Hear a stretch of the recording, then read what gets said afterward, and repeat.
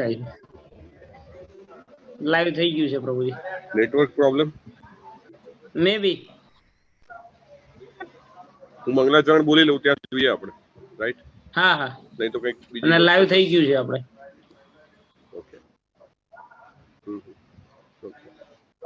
શ્રી ચૈતન્ય મનોભીષ્ટમ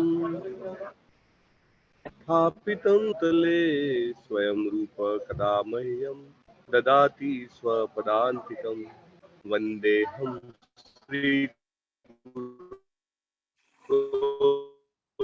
श्रीयुतपदकमलं श्रीगुरुं वैरूपं साग्रजातं सहगण रघुनाथान्वितं तं सजीवं साद्वैतं सावधूतं परिजनसहितं श्रीकृष्ण चैतन्य देवं हे कृष्ण करुणा सिंधो दीनबंधो जगतपते गोपेश गोपिका कांत राधा काशभानुसुते देवी प्रणमामि हरिप्रिये वाञ्छाकल्पतरुभ्यश्च कृपा सिन्धुभ्य एव च पतितानेभ्यो वैश्रीला प्रभुपाद की जय। भगवद गीता की जय। सद्गुरुदेव की जय। नमो विष्णुपादाय कृष्ण पृष्ठाय भूतले श्रीमते भक्तिवेदांत स्वामिन इति नामिने नमस्ते सारस्वते देवे गौरवाणी प्रचारिणे निर्विशेष शून्यवादी पाश्चात्य देश तारिणे। जय श्री कृष्ण चैतन्य प्रभु नित्यानंद श्री अद्वैत गदाधर श्रीवासादि गौर भक्त वृंद। जय श्री कृष्ण चैतन्य श्री अद्वैत गदाधर श्रीवासादि गौर भक्त वृंद। जय श्री कृष्ण चैतन्य प्रभु नित्यानंद श्री अद्वैत गदाधर श्रीवासादि गौर भक्त वृंद। हरे कृष्ण कृष्ण कृष्ण हरे हरे हरे राम प्रभु। Am I audible? Ram Ram Hare Hare Hare Krishna Krishna Krishna Hare Hare Ram Ram Ram Hare Hare.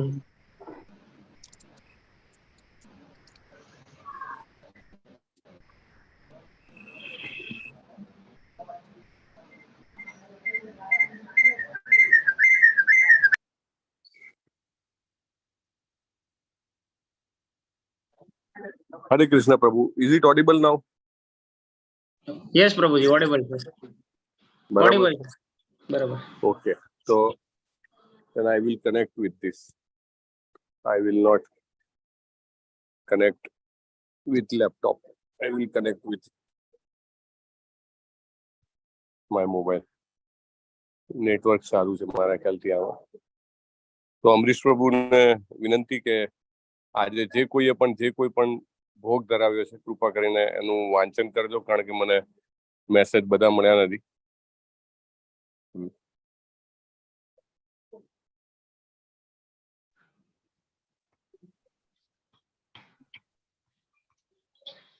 આજે બિનિતા માતાજીએ જલ વિથ તુલસી દળ ધરાવ્યું છે. અમરસિંહજી બાપુજીએ તુલસી પત્ર સાથે સબ્જી, ટિંડોળા, રોટી, છાસ, ટેટી અને જળ ધરાવ્યું છે. હેમાંક્ષીજી માતાજી લખે છે કે આજે ભોગમાં કેરી, સુખડી, જળ, તુલસી દળ સાથે ધરાવ્યું છે. હર્ષા ઠક્કર માતાજી લખે છે કે આજનો ભોગ દૂધ, વોટરમેલન, ડ્રાયફ્રૂટ, જળ, દૂધ અને ખીચડી, જળ. બીજલ જાની માતાજી લખે છે કે આજના ભોગમાં ઢોકળા, સબ્જી અને દાળ ધરાવ્યું છે. ભરત કોઠારીજી લખે છે કે આજે ડ્રાયફ્રૂટ્સ, પાણી, કેળા, સાકર. લલિત કુમાર વેદ પ્રભુજી લખે છે આજે ભોગમાં મિલ્ક, સાકર, ડ્રાયફ્રૂટ્સ, મેંગો, તુલસી પત્ર સાથે ધરાવે છે. જયશ્રી રાઠોડ માતાજી લખે છે આજનો ભોગ શીરો, દૂધ, સાકર, બદામ, તુલસી દળ સાથે. રવિ દોશી પ્રભુજી લખે છે કે આજે ભોગમાં દ્રાક્ષ, અંજીર, કાજુ અને જળ ધરાવે છે. વિજય ઝાલા માતાજી લખે છે કે જળ, તુલસી પત્ર અને ડ્રાયફ્રૂટ ધરાવ્યું છે. હરે કૃષ્ણ પ્રભુજી. હરે કૃષ્ણ. ધન્યવાદ પ્રભુજી. તો આઈ હોપ મારી સ્ક્રીન દેખાય છે, પ્રેઝન્ટેશન દેખાય છે. હા પ્રભુજી, શ્રી રાધા પાછળથી ગોવિંદ. માતાજીનો મેસેજ આવ્યો છે કે આજે અમે ભગવાનને મિલ્ક, માખણ અને મિશ્રી, ડ્રાયફ્રૂટ, કોકોનટ વોટર, રોટી, શાક, દાલ, ભાત, કેરીનો રસ, પપૈયા, બનાના ધરાવ્યું છે. હરે કૃષ્ણ. હરે કૃષ્ણ. ધન્યવાદ. હરિ બોલ. Very nice. Thank you very much for sharing. તો 15મો અધ્યાય જે છે એ ઘણા બધા લોકો રેગ્યુલર કરતા હોય છે. એવરી ડે દે રેસાઇટ 15 ચેપ્ટર્સ.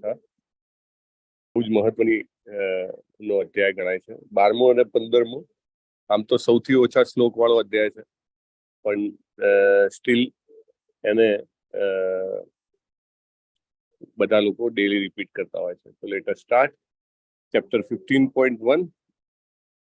શ્રી ભગવાન ઉવાચ ઊર્ધ્વમૂલમધ શાખમ અશ્વત્થમ પ્રાહુરવ્યયમ છંદાંસી યસ્ય પર્ણાની યસ્તમ વેદ સ વેદવી. પૂર્ણ પુરુષોત્તમ પરમેશ્વર બોલ્યા, એમ કહેવાય છે કે શાશ્વત અશ્વત્થ વૃક્ષ છે, જેના મૂળ ઉપરની તરફ અને શાખાઓ નીચેની તરફ છે, તથા તેના પાંદડા વેદ મંત્રો છે. જે મનુષ્ય આ વૃક્ષને જાણે છે તે વેદોનો જ્ઞાતા છે.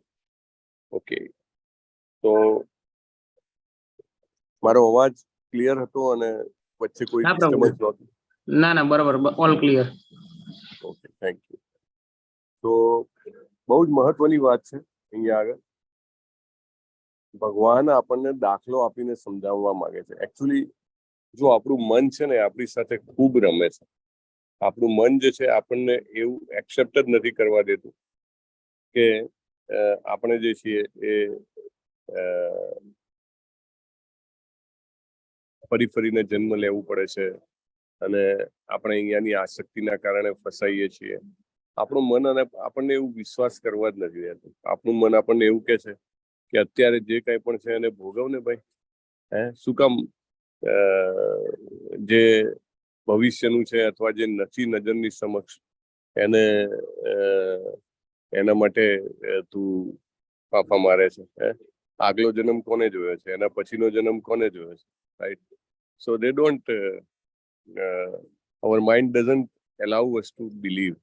એટલા માટે ભગવાને વારે ઘડીએ જેને કહેવાય ને કે એક્ઝામ્પલ આપીને સમજાવવું પડે છે. અને અહીંયા આગળ ભગવાન બહુ સરસ ઉદાહરણની વાત કરે છે. ભગવાન કહે છે કે એક એવા પીપળાના વૃક્ષની કલ્પના કર, અથવા તો એવું વૃક્ષ છે. ભગવાન કલ્પના કરવાનું નથી કહેતા, પહેલા તો ભગવાન કહે છે જ આવું વૃક્ષ. ભગવાન કહે છે મતલબ કે છે, આપણે ખાલી એને પરસીવ નથી કરી શકતા, આપણે એને સાચી રીતે જોઈ નથી શકતા. તો અહીંયા આગળ જે ઉદાહરણ છે એવું છે કે વૃક્ષ એવું છે કે એના મૂળ ઉપર છે અને એની શાખાઓ જે એની બ્રાન્ચીસ છે, ડાળીઓ છે, એ નીચેની તરફ છે. એના પાંદડા વેદ મંત્રો છે અને આ વૃક્ષને જે કોઈ પણ જાણે છે વેદ મંત્રોને જ્ઞાતા છે. સો ભગવાન આપણને એ રિયલાઇઝ કરવાનું કહે છે કે જલ્દીથી આ વૃક્ષને જાણી લો.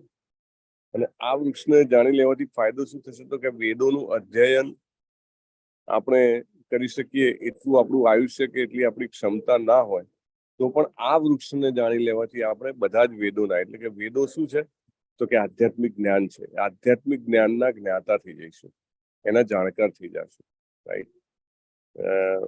મેની અ ટાઈમ્સ તમને ભૌતિક જગતમાં પણ એવા ઘણા બધા ઉદાહરણ હોય છે કે તમે આટલું જાણો, તમને આટલી ખબર પડે તો that means you are perfect.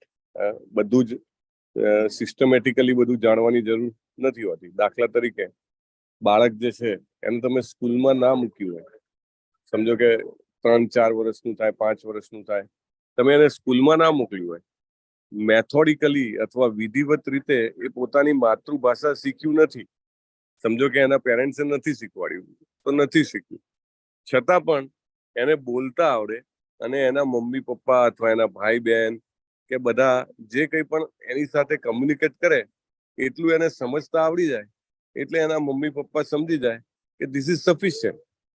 નાવ હવે એને એકલું મૂકવા જેટલું શક્ય, મતલબ કે એટલું એ શક્તિમાન થઈ ગયું છે કે એને સ્કૂલમાં એકલું મૂકશું તો પણ વાંધો આવશે નહીં.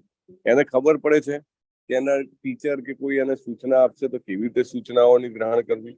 એને ખબર પડે છે કે એને પોતાને કંઈ કહેવું હોય, સમજો કે એને બ્રેક લેવો હોય, બાયો બ્રેક, તો એ એના ટીચરને કહી શકે, એટલું કમ્યુનિકેટ કરી શકે એવું થઈ ગયું છે, રાઈટ. ધેટ મીન્સ કે ઓફિશિયલી સ્ટડી નથી કર્યો આલ્ફાબેટ્સનો, કક્કો બારાખડી જેને કહેવાય એને, છતાંય આપણે એને રેડી માનીએ છીએ, રાઈટ, કમ્યુનિકેટ કરવા માટે રેડી. ઘણા બધા લોકો એવા હોય છે કે જે ઓફિશિયલી સ્કૂલમાં નથી ગયા હોતા, આજીવન એ લોકો એકેડેમિકલી લિટરેટ નથી હોતા, છતાં પણ they are able to live because they know the bare minimum requirement of communication, and that is more than enough to survive, right. આપણે ફોરેન જઈએ અને ત્યાંની લેંગ્વેજ ના આવડતી હોય, સમજો કે ઈસ્ટ કન્ટ્રીમાં જાઓ આપણે, કે જાપાન ઓર વોટ્સએવર, એ લોકો પોતાની જ ભાષા ઉપયોગ કરે છે, they don't use even English. તો છતાંય એટલે ત્યાં આપણને તકલીફ પડે છે ને, રાઈટ, સમ ઓર અધર વે, છતાંય આપણે સર્વાઈવ કરીએ છીએ બીકોઝ ફંડામેન્ટલી કમ્યુનિકેટ કરવાનું આપણે જાણીએ છીએ, રાઈટ. તો એવી રીતે અહીંયા આગળ ભગવાન કહે છે કે તમે બધા શાસ્ત્રો વેદો જે છે એને ન જાણો તો કાંઈ નહીં, આ વૃક્ષને જાણી લો. અને આ વૃક્ષ કેવું છે? ઊંધું છે, એના મૂળિયા ઉપર છે, ડાળીઓ નીચે છે, એના પાંદડા જે છે વેદોના મંત્રો છે, અને જે કોઈ પણ આ વૃક્ષને જાણી લે છે વેદોનો જ્ઞાતા છે. હવે આપણને એમ થાય આ ભગવાનને વેદો કેમ આટલા બધા પ્રિય છે? શા માટે? વેદોનું જ્ઞાન જે છે એ ભગવાન ભગવદ્ ગીતામાં આપણને કહે છે કે યહ શાસ્ત્ર વિધિ મુત્સૃજ્યમ વર્તતે કારણત, રાઈટ. તો આ જે શાસ્ત્રોનું જ્ઞાન છે ભગવાન કહે છે મેં પોતે બનાવેલું છે, મુત્સૃજ્યમ, રાઈટ. ભગવાને પોતે બનાવેલું છે અને ભગવાન પોતે એને રિફર પણ કરે છે. ભગવાન કહે છે હું એને ફોલો કરીને કાર્ય કરું છું. અને ભાગવતમમાં પણ આવે છે તેને બ્રહ્મ હૃદય આદિ કવય મુયંતી યત સૂર્ય. એટલે આ જે જ્ઞાન છે એ જ્ઞાન એવું છે કે ટ્રાન્સેન્ડેન્ટલ છે. જો અમુક નોલેજ એવું હોય કે નોલેજ જાણવાથી આપણે દિવ્યતા તરફ આગળ વધી શકીએ. અત્યારે આપણે કેવા છીએ? અત્યારે આપણે ભૌતિક રીતે બંધાયેલા છીએ, રાઈટ. અને ભૌતિક રીતે બંધાયેલા એટલે આપણે ઘણા બધા મોહ, આસક્તિ અને ષડ રીપુઓથી ઘેરાયેલા છીએ, રાઈટ. અને ધીરે ધીરે જેમ જેમ આપણે આ જ્ઞાનને થેન્ક યુ. તો જેમ જેમ આપણે આ જ્ઞાનને આત્મસાત કરતા જઈએ તેમ તેમ આપણે આપણા ઓરિજિનલ સ્વરૂપને જાણવા માટે વધારે સક્ષમ બનતા જઈએ છીએ. This is not normal. અમુક આ જ્ઞાન કેવું છે, જે વેદોનું જ્ઞાન અથવા તો જે આ ભગવદ ભક્તિનું જ્ઞાન જે છે એ આપણને આપણું મૂળ સ્વરૂપ, આપણી મૂળ અવસ્થા, અને આપણું, દાખલા તરીકે એક બહુ જ ધનવાન વ્યક્તિનો પુત્ર હોય અને એ એના માતા પિતાથી છૂટો પડી ગયો હોય અને એને રિયલાઇઝ થાય કે હું તો એક સમજો કે ટંકના રોટલા માટે આમ તેમ મહેનત કરી રહ્યો છું, પરંતુ મારા પિતા તો ખૂબ ધનવાન છે, બરાબર. એને એવું રિયલાઇઝ થાય તો એને કેટલો આનંદ થાય. તો આપણને એ નોલેજ જે છે, આ નોલેજ આપણને રિયલાઇઝ કરાવે છે કે આપણે બધા કેવા છીએ? અમૃતસ્ય પુત્ર, બરાબર. આપણે ભગવાનના પુત્ર છીએ. તો એ આપણને આ જ્ઞાન રિયલાઇઝ કરાવે છે. આપણને એમ થાય કે આ જાણવામાં શું છે? શા માટે ભગવદ્ ગીતા જાણવાની મહેનત કરવી જોઈએ, right? Because this knowledge frees us. ભગવાન કહે છે કે આ જગતમાં જે કંઈ પણ પાપ છે, ખોટું છે, એ બધું અજ્ઞાનના કારણે છે. જેવું જ્ઞાન થાય ને એવું તરત જ પાપ છે અથવા આપણી જે નબળાઈઓ છે એ દૂર થઈ જાય છે. એટલા માટે આ જ્ઞાનને ભગવાન મહત્વ આપે છે. Just by knowing we become free. Slowly જેમ જેમ આપણું નોલેજ રિયલાઇઝેશનમાં આવતું જાય. નોલેજ એટલે પહેલી વાર જયારે નોલેજ આવે તો સુપરફિશિયલ આવે, એટલે કે ઉપરના સ્તર પર હોય, રાઈટ. પછી ધીમે ધીમે તમે જેમ વારે વારે એને સાંભળતા જાઓ, એના વિશે ચિંતન મનન કરતા જાઓ, એના વિશે ચર્ચા કરતા જાઓ અને એને વિશે તમે એને જીવનમાં ઉતારવા વિશે સિન્સિયર બનતા જાઓ ધીરે ધીરે, એમ એ જ્ઞાન જે છે આપણી અંદર પેનેટ્રેટ કરે છે, આપણા મસ્તિષ્કમાં. અને એ જેમ જેમ અંદર પેનેટ્રેટ કરે છે તેમ તેમ આપણને એક અલગ જ સ્વતંત્રતાનો, એક અલગ જ ફ્રીડમનો અનુભવ થાય છે. It is not normal, it is really a great great great realization. Prabhupada કહે છે કે આઈ વિશ કે you can feel what I feel, a love for Krishna, right? A serving attitude for Krishna. I wish that you understand or you feel that. આ શબ્દો પ્રભુપાદના છે. એટલે Prabhupada wants us to realize the love of Godhead. અને એ બધા જ આપણને દુઃખોમાંથી અથવા આપણી બધી જ પ્રકારના જે પ્રોબ્લેમ્સ છે એમાંથી આપણને મુક્ત કરે છે. So this is not a normal knowledge. This is a transcendental knowledge. So ભગવાન કહે છે કે તમે આ વૃક્ષને જો જાણશો તો તમે જે છે એ વેદોના જ્ઞાતા થઈ જશો. અને વેદોના જ્ઞાતા થવું એટલે શું? વેદોના જ્ઞાતા થવું એટલે કે બધા જ મુશ્કેલીઓમાંથી, બધી જ યાતનાઓમાંથી મુક્ત થઈ જાઓ. I hope my sound is clear, right Amrish પ્રભુ? હા પ્રભુજી. હરે કૃષ્ણ. હરે કૃષ્ણ. Thank you. સો આનાથી આપણે છોછ નહીં, પણ આનાથી આપણે અલગ જ આદર અને પ્રેમ રાખવાનો છે આ જ્ઞાનથી. અને એ જ્ઞાન કેવી રીતે આવશે? આમ તો જોવા જાઓ તો આપણી લાઈફ ટાઈમ છે બહુ ઓછી છે, આપણી લાઈફ ટાઈમ બહુ નાની છે. તો 100 વર્ષમાં આટલા કરોડો શ્લોકો જે છે એ કેવી રીતે અધ્યયન થાય? પણ ભગવાન કે કશો વાંધો નહીં, તમે ખાલી આ વૃક્ષને સમજી લો તો તમારું કામ થઈ જશે. સો નેક્સ્ટ ઇઝ આ વૃક્ષ ઊંધું કીધું છે. આપણને એવું થાય કે આવું વૃક્ષ કલ્પનામાં છે કે ખરેખર અસ્તિત્વ ધરાવે છે. તો ઊંધું વૃક્ષ ક્યારે જોયેલું છે? બાળપણમાં તમે ઊંધા માથે લટક્યા હો અથવા તો શીર્ષાસન કર્યું હોય તમે, તો તમને ખ્યાલ હોય કે બધું ઊંધું દેખાય. ને એમાં જો સામે વૃક્ષ હોય, વૃક્ષ તો સ્વાભાવિક રીતે ઊંધું દેખાય. એને જેવી રીતે અહીંયા બાજુમાં ફોટો આપેલો છે. અને ક્યાં આગળ દેખાય? જનરલી પાણીની બાજુમાં, તળાવની બાજુમાં વૃક્ષો હોય તો એ આપણને ઊંધું દેખાય છે. અને એના મૂળિયાની જે છે ઉપર દેખાય, અને એ જે પડછાયો પડતો હોય એની વાત કરું, અને એની બ્રાન્ચીસ જે છે એ નીચે આવતી હોય. તો આ વૃક્ષ જે છે એને ભગવાન કહે છે કે આ વૃક્ષ બીજું કાંઈ નહીં પણ ભૌતિક જગત છે. અને એ ભૌતિક જગતમાં રહેલી આપણી આસક્તિ છે. જેમ જેમ આપણે આ વૃક્ષને, એની આસક્તિને આપણે ઓછી કરતા જઈએ તેમ તેમ આપણે આપણા દિવ્યત્વ તરફ આગળ વધીએ છીએ. દાખલા તરીકે અહીંયા બહુ સરસ મજાનું ઉદાહરણ છે કે આ દુનિયા કેવી છે, કે આ દુનિયા જે છે એક પુલ છે. પણ પુલ શેની વચ્ચે? તમે જુઓ છો અહીંયા આગળ આ બે પુલ એ બે આઈલેન્ડ જેવા છે, એની વચ્ચેનું છે. આઈલેન્ડ એટલે દરિયામાં હોય એવા જમીનના ભાગ નહીં, પણ પર્વતો જેવા હવામાં હોય એવા જમીનના ભાગ. હવે તમે જોઈ શકો છો આ પુલ કેવો છે. એને બે બાજુ હાથેમાં પકડવાનું કાંઈ નથી. જનરલી બ્રિજ હોય એનો ટેકો લેવા માટે કાંઈ હોય ને બે બાજુ. અહીંયા આગળ આ બ્રિજમાં એવું કાંઈ નથી.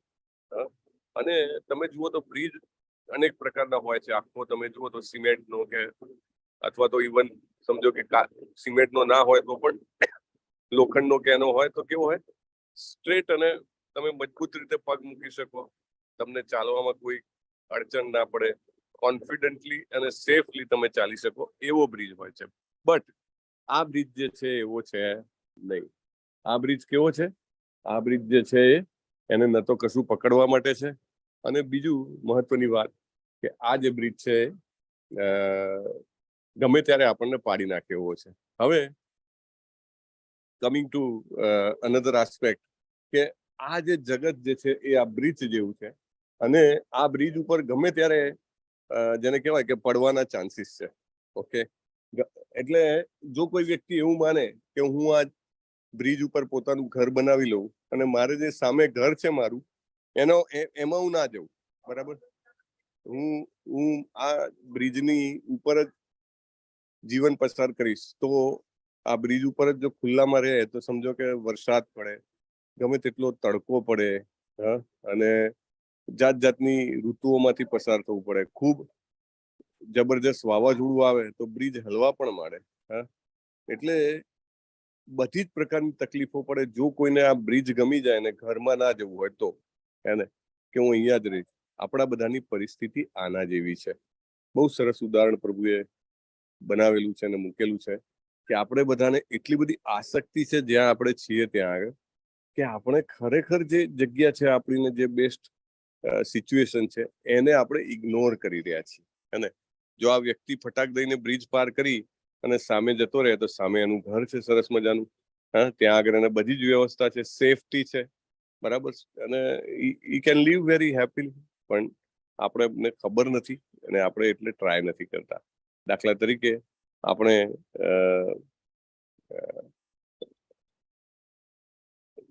ભગવદ્ ગીતા દ્વારા જાણીએ છીએ, આપણે ગોલોકા ચાર્ટ દ્વારા જાણીએ છીએ કે આપણું જે પરમ ધ્યેય છે એ આપણું ઓરિજિનલ પોઝિશન ક્યાં છે, આપણી ઓરિજિનલ જેને કહેવાય કે વાસ્તવિક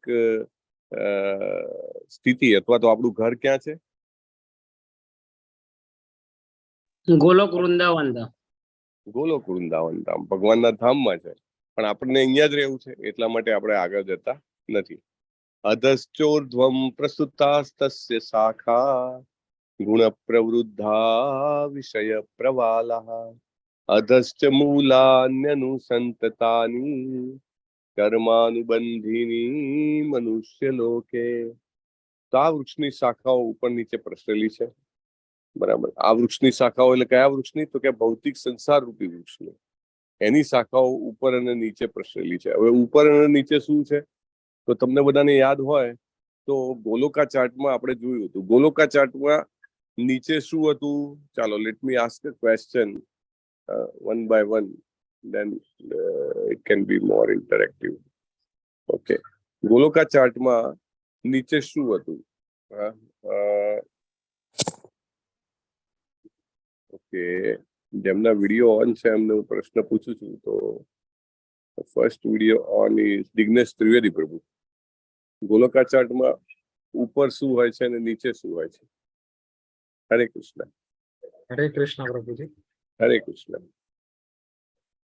ટોટલ 14 લોક છે. પૃથ્વીથી ઉપરના જે લોક છે એ બધા ઉર્ધ્વ લોક કહેવાય છે, અને પૃથ્વી જીતે નીચેના જે બધા લોક છે અધમ લોક, એટલે નીચે અતલ, વિતલ, પાતાલ અને એ પ્રકારના લોકો. અને એની નીચે પાછા 24 જેટલા નર્ક છે. 28, યસ, 28 જેટલા નર્ક છે. અને ઉપર પછી એક્સેલન્ટ. બસ હજી હું આગળ બીજા કોઈને પૂછી લઉં. તમે જે જવાબ આપ્યો છે ભૌતિક જગતનો છે, બહુ સરસ જવાબ છે. ભૌતિક જગતમાં ઉપર અને નીચે બંને અલગ અલગ લોક આવેલા છે. ઉપર આપણા ભૂલ લોકની ઉપર બીજા 6 લોક છે અને નીચે 7 લોક છે, અને એની નીચે પણ નર્ક લોક છે. ધેન આ તો ભૌતિક જગત થયું. પછી એની ઉપર શું છે? લેટ મી આસ્ક હર્ષા માતાજી. તો ભૌતિક જગતની ઉપર શું છે? ભૌતિક જગતની ઉપર એવા લોક છે જે આપણા પુણ્યની અકોર્ડિંગલી એમને જ્યાં જ્યાં બેટર પ્લેસ મળે છે, ધોઝ એરિયાઝ. ઓકે, એ પણ ભૌતિક જગતમાં જ છે. પુણ્યના આધારે જે મળે એ, જેમ દિગ્નેશ પ્રભુજીએ કીધું કે એ ઉપરના જે 6 લોક છે એ ભૌતિક જગતમાં જ આવે છે, રાઈટ. હું હવે ઉપર એ 6 લોકમાં બી સૌથી ઉપરનું બ્રહ્મલોક અને બ્રહ્મલોકની ઉપરની વાત કરું છું, રાઈટ. સો યસ, હેમાક્ષી માતાજી, એની ઉપર શું હોય? વિષ્ણુ લોક અને ગૌલોક ધામ. હરી બોલ, બહુ સરસ. એની ઉપર આપણે જોયું હતું વૈકુંઠ લોક છે, રાઈટ. ઇનફેક્ટ ભૌતિક લોક અને આધ્યાત્મિક લોકની વચ્ચે આપણે જોયું હતું સદાશિવ લોક છે, રાઈટ. અને એની ઉપર જેમ જાઓ એમ અનેક પ્રકારના વૈકુંઠ ધામ છે. અને એની ઉપર જાઓ તો વૈકુંઠ ધામની ઉપર શું છે અમરીશ પ્રભુ? ગોલોક વૃંદાવન ધામ છે. હા, પણ એ બેની વચ્ચે પણ છે કઈ? વૈકુંઠ ને દ્વારિકા, અયોધ્યા, એ રીતની નગરીઓ. હા, અયોધ્યા નગરી છે, અને પછી 3 મહાનગરી છે, મથુરા, જગન્નાથપુરી અને દ્વારિકા. Yes, perfect. તો આ રીતે આ આખું આધ્યાત્મિક જગત આવેલું છે. અને આ આધ્યાત્મિક જગત જે છે એ પણ એ આપણી ઓરિજિનલ પોઝિશન છે. અને આપણે જયારે એ સમજીએ કે we do not belong to this place, તો આપણને એ જગત જેવું બોડી અને એ જગત જેવી બધી જ ફેસિલિટી આપવામાં આવે છે. જેવું આપણને રિયલાઇઝ થાય કે no, I am not belonging from this place, then we are upgraded. જેવી ખબર પડે ને એવું અપગ્રેડેશન થાય. હા, કે લાઈક એક આપણને ટિપિકલ એક્ઝામ્પલ જે છે કે મને આઈડિયા આવે કે આ જે ઘર છે એની ઉપર એક માળ છે, તો હું ત્યાં જઉં, પણ મને ખબર જ ના હોય તો હું નીચે ને નીચે બેસી રહું. Right, it is like that. તો ભગવાન કહે છે કે આ વૃક્ષની શાખાઓ ઉપર તથા નીચે પ્રસરેલી છે. એટલે દિગ્નેશ પ્રભુએ જેમ કીધું એમ આ વૃક્ષ જે છે એ ભૌતિક જગત રૂપી વૃક્ષ છે, અને એની ઉપર ઉચ્ચ લોકો અને નીચે અનેક પ્રકારના બીજા લોક આવેલા છે. અને આ જે ભૌતિક જગત છે, જે બ્રહ્માંડ છે, શેનાથી પોષણ પામે છે? તો કે ગઈકાલે આપણે જોયું હતું આગળના અધ્યાયમાં પ્રકૃતિના 3 ગુણો દ્વારા પોષણ પામે છે. ભગવાને એમની માયા બનાવીને આ જગતને ટકાવી રાખવા માટે શું રાખ્યું છે? તો કે પ્રકૃતિના 3 ગુણો. એની ડાળખીઓ શું છે? તો ઇન્દ્રિયોના વિષયો. ઇન્દ્રિયોના વિષયો એટલે શું? તો ઇન્દ્રિયોના વિષયો એટલે કે આપણા ઇન્દ્રિયો જેને ગ્રહણ કરે એને ઇન્દ્રિયોના વિષયો કહેવાય. દાખલા તરીકે આંખ, એને બધું સારું જોવું ગમે, તો એ જે છે એ વિષય થયો આંખનો, જોવાનો વિષય. પછી જીભ, એને બધું જ જેને કહેવાય કે ટેસ્ટી ખાવાનું ગમે, તો જે કંઈ પણ અહીંયા આગળ અન્ન છે એ આપણો જીભનો વિષય કહેવાય. રાઈટ. પછી સાંભળવું, આપણને બધું જેને કહેવાય કે દરેક પ્રકારનું સાંભળવું ગમતું હોય, તો એ કાનનો વિષય થયો. તો ડાળખીઓ જે છે એ ઇન્દ્રિયોના વિષયો છે. અને આ વૃક્ષના મૂળ નીચે પણ જાય છે. તે માનવ સમાજના સકામ કર્મોથી બંધાયેલા છે. ગઈકાલે પણ આપણે જોયું હતું કે સકામ કર્મો જે છે એ મનુષ્યને બાંધે છે. અને રજોગુણમાં મોટે ભાગે વ્યક્તિ સકામ કર્મો કરતો હોય છે. અને સકામ કર્મો કરવાને કારણે આપણે વારે વારે ભૌતિક જગતમાં આવવું પડે છે. ભૌતિક જગતમાં આવવું એટલે શું? મોટે ભાગે લોકોને માઇન્ડમાં એવી માન્યતા હોય કે ભૌતિક જગતમાં આવવું, કશો વાંધો નહીં, આવશું ને ફરીથી. જો અત્યારે પણ આયા, અત્યારે પણ ખાવા પીવા રહેવા, જેને કહેવાય કે કહેવાતા સુખ ભોગવવા મળે છે ને, તો શું વાંધો છે? ના, વી ડુ નોટ નો. ભૌતિક જગતમાં આવવું એટલે કે મે બી આ જ જગતમાં બીજી કોઈ પણ યોનિમાં આવવું. 84 લાખ યોનિ છે, એમાંની કોઈ પણ યોનિમાં જન્મવું. ભૌતિક જગતમાં આવવું એટલે એવું હોઈ શકે કે આપણે આ જગતમાં નહીં, બીજા કોઈ જગતમાં, બીજી કોઈ યોનિમાં જન્મીએ. રાઈટ. ભૌતિક જગતમાં આવવું એટલે આપણે ઉપરના 6 લોક કે નીચેના 7 લોકમાંથી કોઈ પણ લોકમાં જન્મી શકીએ છીએ. રાઈટ. તો સકામ કર્મો જે આપણે કરીએ છીએ, મે બી એમાં યજ્ઞ દાન તપ પણ હોય, તો પણ એના કારણે આપણે આ જગતમાં બંધાયેલા છીએ. તો ભગવાન કહે છે કે ભાઈ આ વૃક્ષ જે છે, મતલબ આ ભૌતિક જગત જે છે, એને કોઈ સમજી શકતું નથી કે ક્યાંથી શરૂ થાય છે, ક્યાંથી પૂરું થાય છે. પણ મનુષ્ય એટલે કે આપણે બધા માટે ભગવાને ઓર્ડર આપ્યો છે. શું કરવું જોઈએ? સુદ્રઢ મૂળ વાળા વૃક્ષને, સુદ્રઢ મૂળ, આપણા જે ભૌતિક જગત જે છે એના મૂળ કેવા છે? સુદ્રઢ, બહુ જ સ્ટ્રોંગ છે. આપણી અંદર છે. વિરક્તિના શસ્ત્ર વડે નિશ્ચયપૂર્વક કાપી નાખવું જોઈએ. વિરક્તિનું શસ્ત્ર એટલે શું? વિરક્તિનું શસ્ત્ર એટલે કે આપણે અહીંયા આગળ જે કંઈ પણ આપણને બાંધે છે એનાથી છૂટા થવું, એને કહેવાય વિરક્તિનું શસ્ત્ર.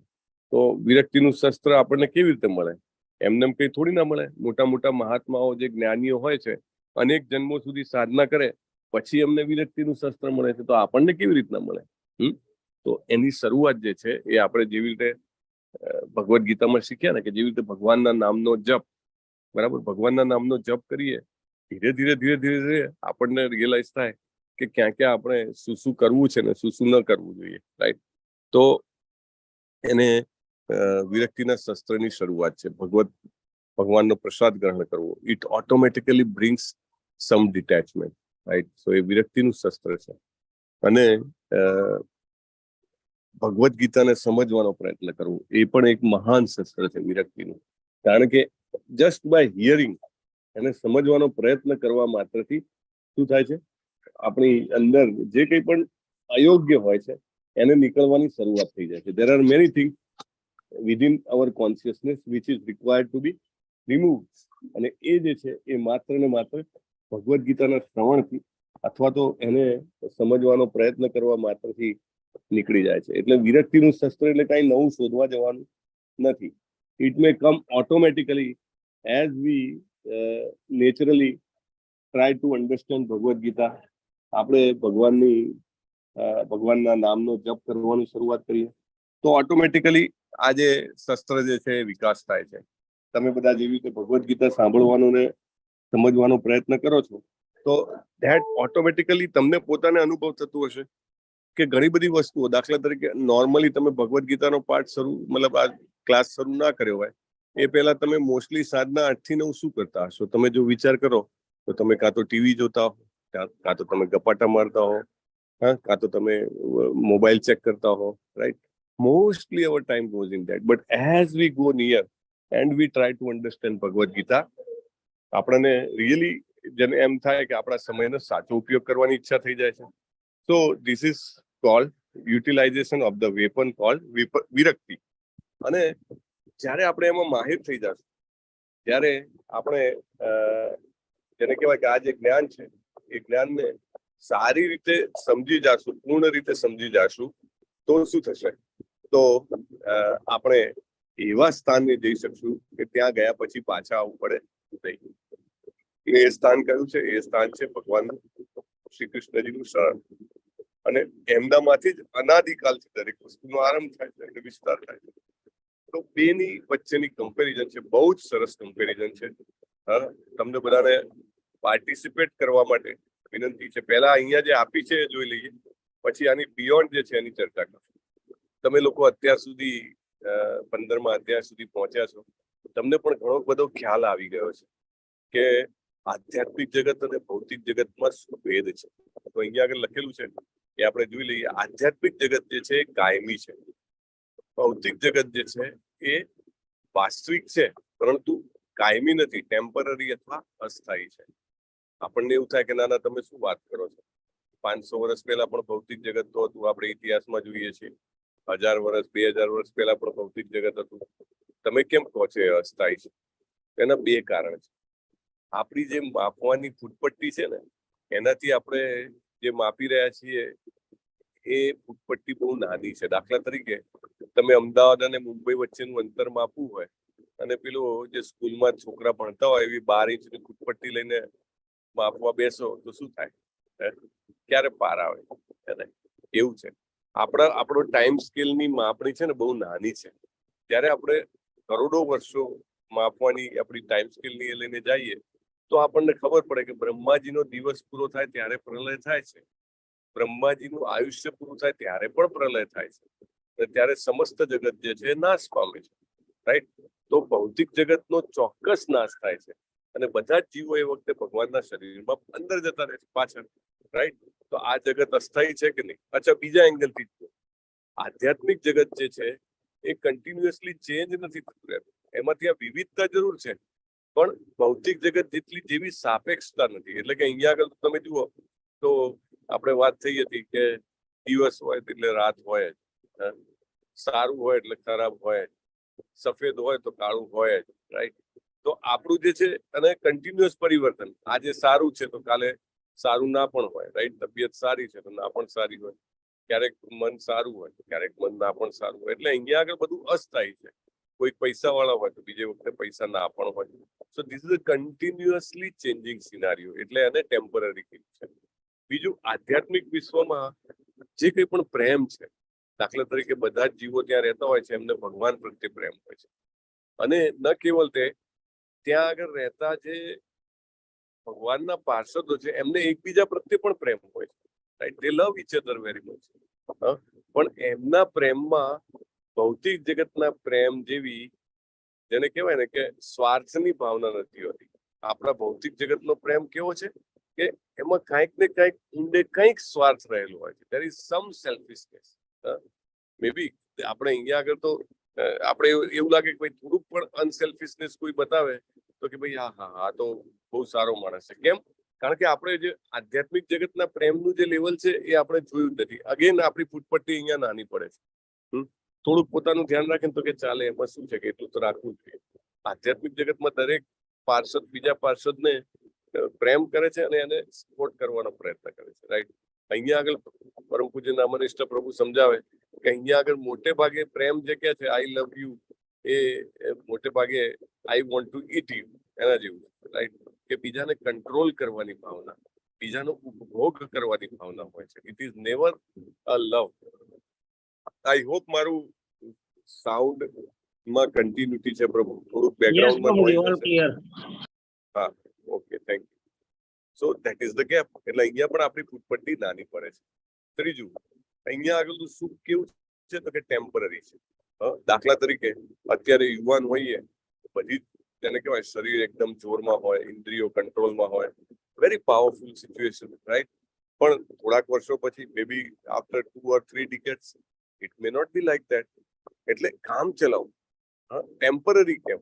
કાંઈ પણ, દાખલા તરીકે તમે by nature you are a foodie person. Foodie મતલબ શું કહેવાય ગુજરાતીમાં? આપણે એને કહીએ કે પ્રભુજી ખાવાના શોખીન. ખાવાના શોખીન. હા, ખાવાના શોખીન છો તમે, જબરજસ્ત. તમને આમ ટેસ્ટ નો પણ તમને વધારે, જેને કહેવાય ને કે ટેસ્ટ નો તમને વધારે ખબર પડે છે, જે બીજાને ખબર ના પડે એવી તમને ટેસ્ટમાં પણ ખબર પડે. સહેજ આમ તેમ હોય અથવા તો કયો ટેસ્ટ કેવો છે બધું ખબર પડે. એટલે you are so foodie. Okay. અને તમને કઈક બહુ જ ભાવે છે, તમને ખાવા આપે, તમે ભૂખ્યા પણ ખૂબ છો તમે, પણ ખાવાનો જે આનંદ છે, 1 કોળિયા 2 કોળિયા 5 કોળિયા 10 કોળિયા 50 કોળિયા પૂરું, ભલે ને ગમે તેટલી ભાવતી વાનગી હોય, પણ પેલું સુખ તો પૂરું થઈ ગયું. જે પહેલા, સમજો કોઈને ગુલાબજાંબુ ભાવતું હોય, પહેલા ગુલાબજાંબુમાં જે એને આનંદ હતો, એટલો બીજામાં ને એટલો ત્રીજામાં ને એટલો ચોથામાં, 10મા ગુલાબજાંબુમાં એટલો આનંદ હોય મે નોટ બી. સમજો કે બહુ જ ફૂડી હોય, 25મા ગુલાબજાંબુમાં મે નોટ બી, રાઈટ? એટલે અહીંયા આગળ જે છે એ બધું કેવું છે? ટેમ્પરરી છે, કામ ચલાવ છે. બધું જ સુખ કામ ચલાવ છે. ધન જે છે તો ક્યારે આવે ક્યારે જતું રહે ખબર નહીં. સ્વાસ્થ્ય છે ક્યારે આવે ક્યારે જતું રહે ખબર નહીં. કીર્તિ છે ક્યારે આવે ક્યારે જતી રહે ખબર નહીં. We do not know. So everything is a temporary. તો બાળકોનું બાળપણ ગમતું હોય પણ એ પણ મોટા થઈ જાય. યુવાની ગમતી હોય તો યુવાની પણ જતી રહે. વૃદ્ધાવસ્થામાં પણ લોકોને ગમતું હોય છે કે ઓકે, એટલીસ્ટ આપણે વૃદ્ધમાં જીવી તો રહ્યા છીએ, મારો ભાઈબંધ તો ગુજરી ગયો, રાઈટ? પણ એ પણ છોડવું પડે છે, રાઈટ? Everything is temporary. કોઈને સમજો કે ઉનાળો ગમે તો કે ઉનાળો બહુ સારો છે, થોડા ટાઈમ પછી ઉનાળો જાય, ચોમાસું આવી જાય. Nothing is permanent here. જ્યારે ત્યાં આગળ આધ્યાત્મિક સુખ, ધામમાં જે સુખ છે, રિયલ હેપીનેસ છે, જબરજસ્ત સુખ છે, અને હંમેશા માટે રહે. બીજું, અને સુખ એટલા માટે છે કે ત્યાં આગળ સુખના અધિષ્ઠાતા એવા ભગવાન છે. શા માટે સુખ ના હોય? વ્રજવાસીઓ જે છે બધા સુખી કેમ છે?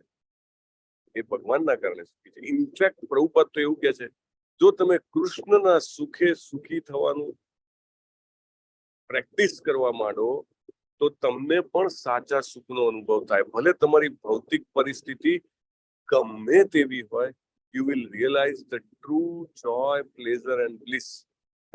Anyway, next is કે અહીંયા આગળ માત્ર ઉદાસી કેમ કે છે તો કે 3 પ્રકારની જે કસોટીઓ છે, આદિ ભૌતિક, આદિ દૈવિક, આધ્યાત્મિક. એ કસોટીઓમાંથી પાસ થવાનું, પછી આહાર, નિંદ્રા, ભય, મૈથુનને સહન કરવાના. તો અહીંયા આગળ જે છે એ હંમેશા એક પ્રકારની ઉદાસી હોય છે, રાઈટ? કોઈ એમ કે no, I feel always happy. Okay, that's good, because many a times ignorance is bliss. અજ્ઞાન જે છે ઘણીવાર સુખનું સાધન હોય છે. ખબર જ ના હોય તો કે ભાઈ હું તકલીફમાં છું. દાખલા તરીકે પ્રાણીઓ હોય છે, પ્રાણીઓને ભૂલવાની આદત આપી દે. હવે કૂતરું હોય, એનો પગ લંગડાતો હોય, એને યાદ ના હોય. જેટલો મનુષ્યને એના પગમાં દુખાવાથી દુઃખ થાય એટલું કૂતરાને નથી થતું, કારણ કે એને એટલી બધી સેન્સ આપી જ નથી એને. એવી રીતે એટલે જો કોઈને ઉદાસીનો અનુભવ ના થતો હોય તો સમજવું કે એની સેન્સ હજી પણ may be near to animal sense. There is a problem here. જન્મ, મૃત્યુ, જરા, વ્યાધિ. ખાલી જગ્યા પૂરો. ભગવાને શું કીધું હતું આગળ? દુઃખ દોષાનું દર્શન. દુઃખ દોષાનું દર્શન. Very nice. સો એ આપણે જોઈ ના શકતા હોઈએ તો ચોક્કસ સમજવું કે આપણે જ્ઞાન મેળવવાની શરૂઆત થઈ જ નથી. ભલે ભૌતિક રીતે ગમે તેટલા સર્ટિફિકેટ લીધા હોય, ગમે તેટલા લોકો તમને જ્ઞાની સમજતા હોય, ફિલોસોફર સમજતા હોય, નોલેજેબલ અથવા બધી જ બાબતોમાં સલાહ લેવા આવતા હોય, steel we are ignorant if અગર આપણને જન્મ, મૃત્યુ, જરા, વ્યાધિમાં દુઃખનો અનુભવ ના થાય. અને આધ્યાત્મિક જગતમાં જન્મ, મૃત્યુ, જરા, વ્યાધિ છે જ નહીં તો કોઈ ઉદાસી નથી. ત્યાં આગળ ચારે વાસ્તવિક સમસ્યાઓ કે ભૂખ લાગે, ઊંઘ આવે, રક્ષણ કરવું પડે આપણે તાપ વરસાદથી, અને જેને કહેવાય કે સ્વાભાવિક કામ વાસના, આ બધી ચારે ચાર સમસ્યાઓ ત્યાં ગેરહાજર છે. અને ત્યાં બધી જ અહીંયા આગળ આપણે બધી જ સમસ્યાઓ હાજર છે. આના સિવાય ક્વિકલી વી વિલ ટેક કે ભૌતિક જગત ને આધ્યાત્મિક જગત વચ્ચે બીજો શું ડિફરન્સ છે. કોના વિડીયોઝ ઓન છે પ્રભુ? તમે એક જેમના વિડીયોઝ ઓન હોય એમને પૂછી શકો છો. Will ask only two those who have kept video on. અને મને અત્યારે અહીંયા આગળ દેખાતું નથી કારણ કે આઈ એમ શેરિંગ માય સ્ક્રીન. હરે કૃષ્ણ પ્રભુજી. પહેલો વિડીયો હેમાક્ષી માતાજીનો છે. હરે કૃષ્ણ માતાજી. બોલો, ભૌતિક જગત આધ્યાત્મિક જગત વચ્ચેનો એક ભેદ કયો? સોરી, ભૌતિક જગત છે એ કાયમી નથી, જ્યારે આધ્યાત્મિક જગત કાયમી છે. Right, thank you. Yes, બીજું કોણ છે? હર્ષર માતાજી. Yes, હર્ષા માતાજી. હરે કૃષ્ણ પ્રભુજી. હરે કૃષ્ણ. ભૌતિક જગતમાં આપણે બધું બેર કરવું પડે છે. આપણે દુઃખી થતા હોઈએ છીએ બીકોઝ આપણે we are unaware of the happiness. પણ આધ્યાત્મિક જગતમાં આપણે એવું નથી હોતું. We are actually happy because કે આપણે ભગવાનના સાનિધ્યમાં રહીએ છીએ ત્યાં. દિગ્નેશ ત્રિવેદી પ્રભુજી. દિગ્નેશ પ્રભુ. હરે કૃષ્ણ. ભૌતિક જગતમાં ધારો કે આપણે ઇન્દ્રિય છે અથવા એ વસ્તુ, એ બધું લિમિટેડ હોય છે. જે કંઈ પણ સ્વાદ છે, દ્રષ્ટિ છે, આનંદ એનો જે કંઈ પણ છે. અને આધ્યાત્મિક જગતમાં એનો એક તો શાશ્વત હોય છે અને અનેક ગણો હોય છે. અહીંયાથી નથી. Hare Krishna. Hare Krishna. Very nice. Yes. બે હેન્ડ રેઝ છે, એમાંથી અદિતિ કોટાથી માતાજી.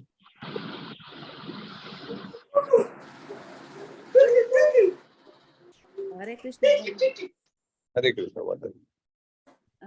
ભૌતિક જગતમાં મારું બધું, કે મારા છોકરા માટે ને મારા ઘરના માટે, મારા પરિવાર માટે. અને આધ્યાત્મિક જગતમાં કેવું કે બધું કામ કરી પણ કૃષ્ણ ભાવના મુક્ત થઈને કરી, એમ ટ્રસ્ટી થઈને ભગવાન માટે કરી. હરી બોલ. બહુ સરસ. ભૌતિક જગતમાં તબિયત ખરાબ છે ને એટલે સુતા સાંભળ્યું પ્રભુજી. રવિ દોશી પ્રભુજી. હરે કૃષ્ણ પ્રભુજી. હરે ભૌતિક જગતમાં પ્રેમ આપણને બાંધે છે, જ્યારે આધ્યાત્મિક જગતમાં પ્રેમ આપણને મુક્તિ આપે છે. હરી બોલ. સરસ સરસ. ધ્રુતિ પટેલ માતાજી. હરે કૃષ્ણ પ્રભુજી. હરે કૃષ્ણ. ભૌતિક જગતમાં જન્મ અને મરણ છે, જ્યારે આધ્યાત્મિક જગતમાં જન્મ મરણ નથી. ત્યાં તો તમે કાયમી એવા જ રહી શકો છો. હરી બોલ. સરસ. ધન્યવાદ માતાજી. યસ. સુધા માતાજી ફ્રોમ ખાંભા.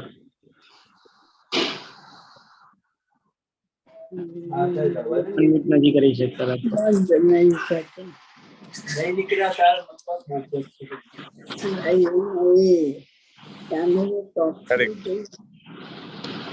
સંભળાતું નથી. હા, લલિત કુમાર વેદ પ્રભુજી. હરે કૃષ્ણ પ્રભુજી.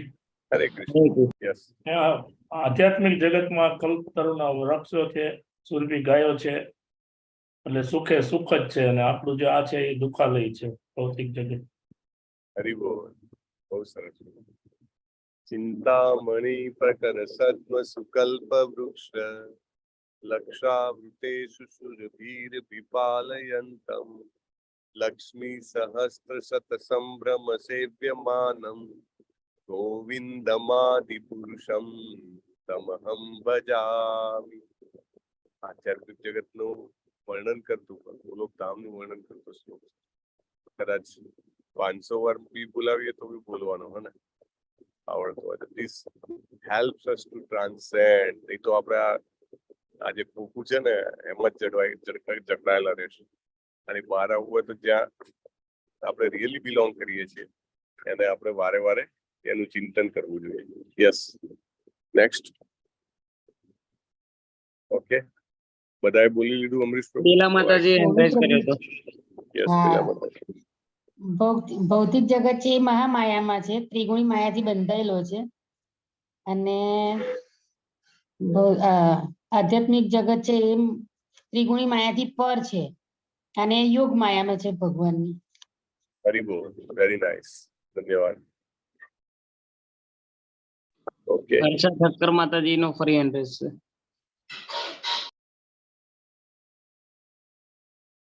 હરે કૃષ્ણ માતાજી બોલવું છે.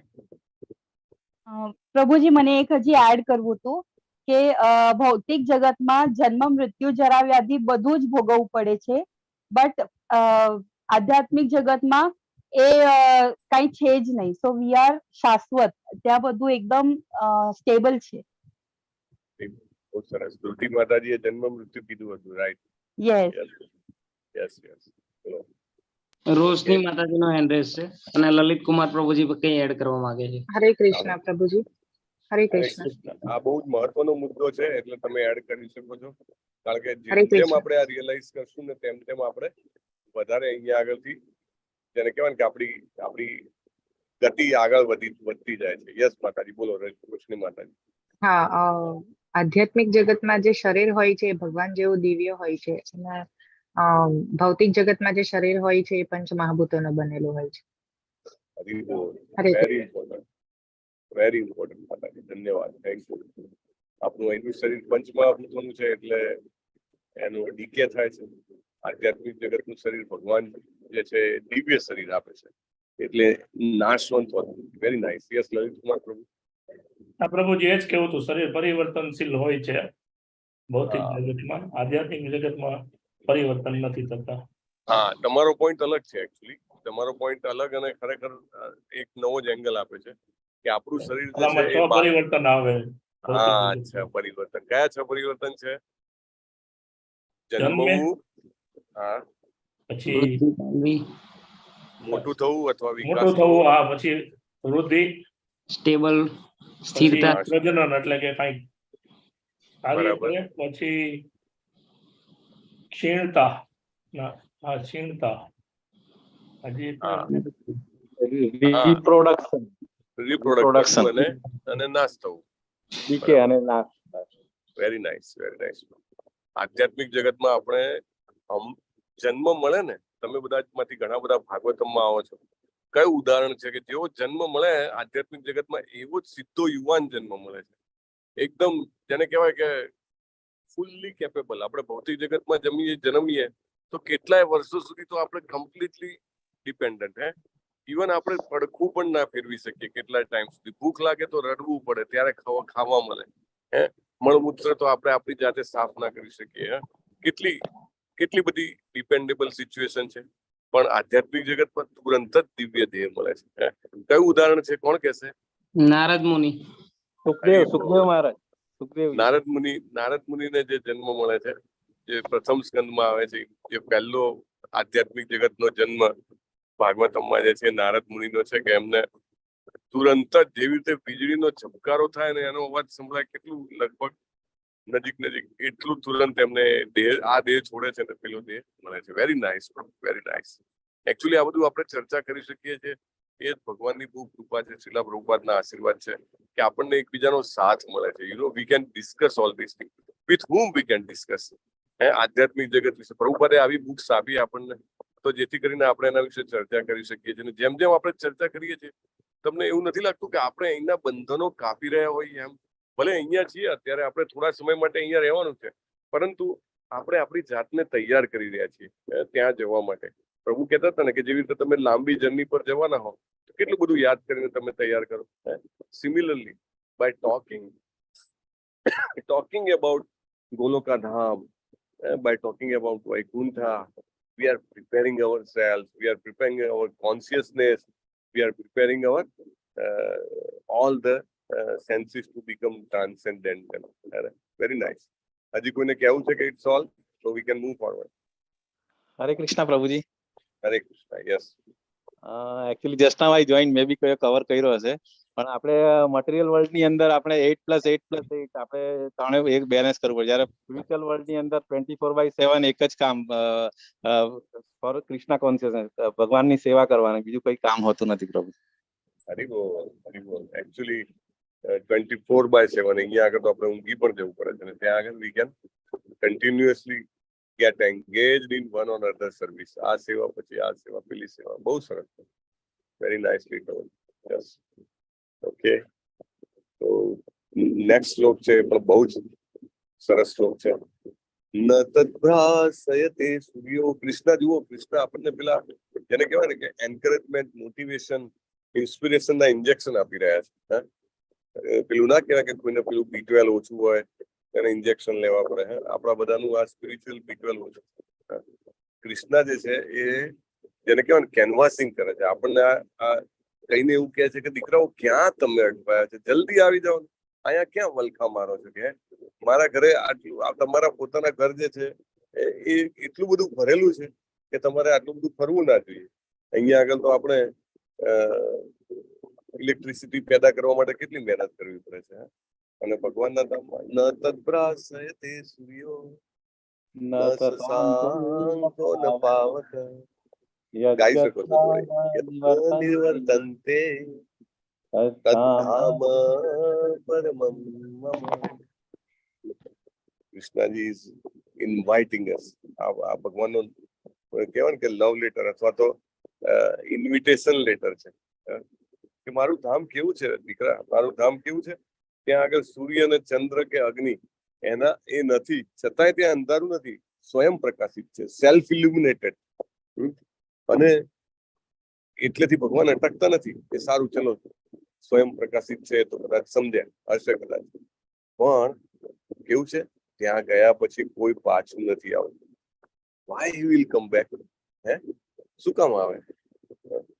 જો અહીંયા આગળની તકલીફો જોઈ હોય અને ત્યાં આગળની અનુકૂળતાઓ જોઈ હોય તો શું કામ આવે કોઈ વ્યક્તિ અહીંયા? એક મિનિટ.